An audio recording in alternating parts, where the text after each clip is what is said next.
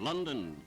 Prime Minister Churchill has returned to London from his latest Quebec conference with President Roosevelt. He comes home as the Allied armies are massed on the German frontier and in places have marched beyond.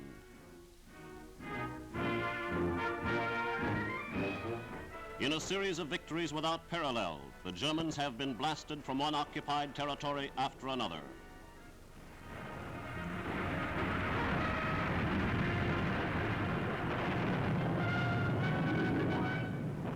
Vichy.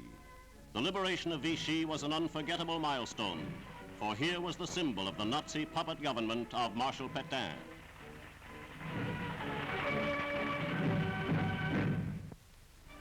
Brussels. Belgium too is free. The House of Representatives named Prince Charles to the office of Regent.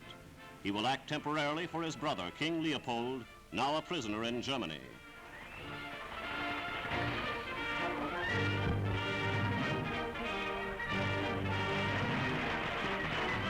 Marseilles. One of the great prizes of liberation is Marseilles, France's first port. On hand to examine German demolition are British, French, and American naval officials. These U-boat pens were still under construction when the Germans fled.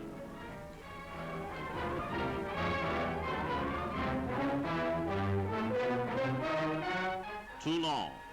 The harbor at Toulon, chief French naval port on the Mediterranean, lay strewn with men of war. The French Navy saw to it that the Germans would never make use of these vessels. Boulogne. The coastal guns at Boulogne are now in Allied possession.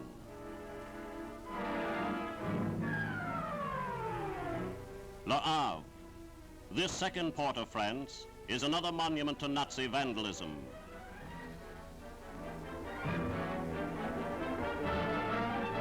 Here too the Allies found unfinished U-boat pens. The Germans had long since abandoned faith that the submarine would bring them victory. Brest. The bitter and prolonged siege preceded the fall of Brest. The official surrender, effected by an American general, was enacted in the main square.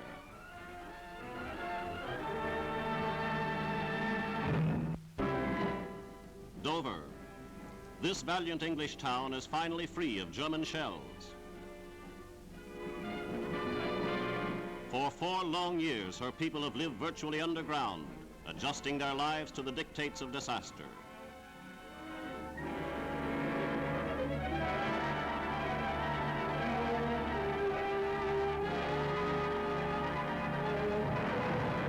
For 1,510 days, the Nazi big guns across the channel were free to pump 16-inch shells into Dover and neighboring towns. As far back as 1940, British troops were drafted to aid the beleaguered townspeople. But Dover, with all her scars, went about her daily duties. Calais. Now Calais is in Canadian hands, and the long trial of Britain's Hellfire Corner is over. As the Canadians approached, a truce was granted to evacuate thousands of civilians. The exodus began across the Calais Canal.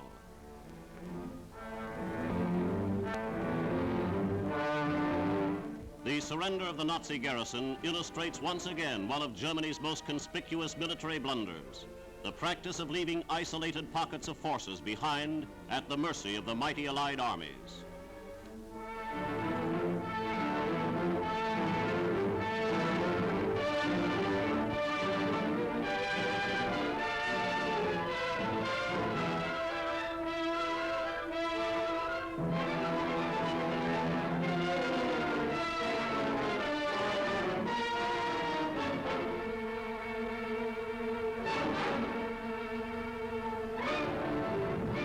When the Allied attack was resumed on a grand scale, Lancasters, Halifaxes, and Typhoons went in for the kill. The Canadian artillery sent in salvo after salvo.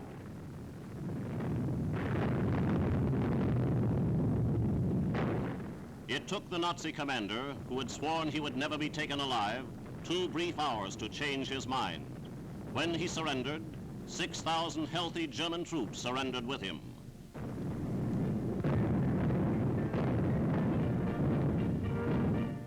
These guns have fired their last shell at the civilians of Great Britain.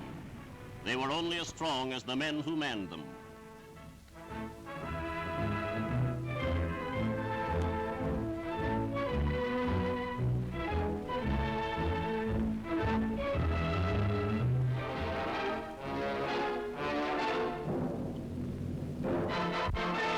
Another white flag has replaced the swastika.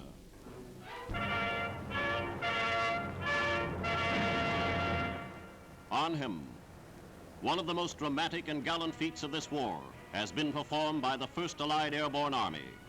4 of the 5 Dutch landings were a complete success. The 5th, though it fought a losing, isolated battle, contributed immeasurably to the victories of the others.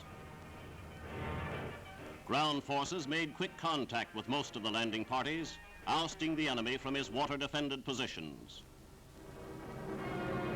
The landing at Grave was typical. Reinforced by paratroopers and quickly supported by land forces, the airborne men secured their objectives in record time.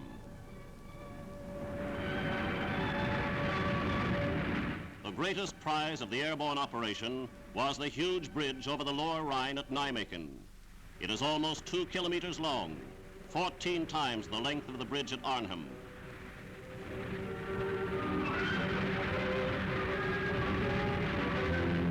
By far the highest honors, however, have gone to the men who dropped at Arnheim.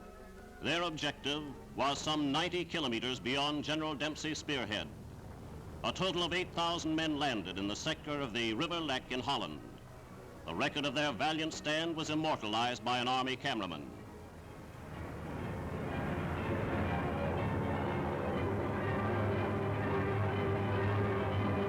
Great numbers of paratroops joined the glider-borne units.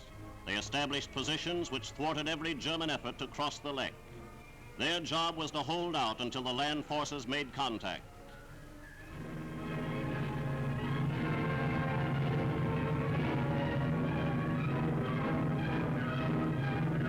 German prisoners were taken the moment the operation was underway, and the airborne troops fought with unparalleled ferocity every minute until they were commanded to retire. Men of the Dutch resistance movement revealed the disposition of the German forces. This country bungalow was converted into a headquarters. As the days wore on, the Germans mustered every man possible against this relatively small force. Help did not get through, and every day the enemy circle grew tighter.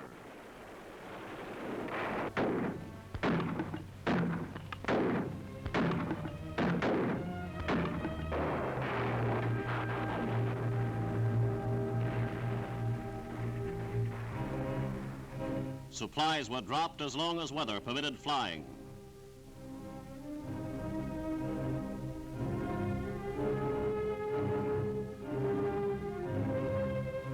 At dusk, Allied target indicators revealed that bombers were active against the enemy, but still the land support troops did not come, and orders were sent for the beleaguered unit to withdraw. After one of the most heroic episodes of this war, the men of Arnheim, now only 2,000 strong, retired.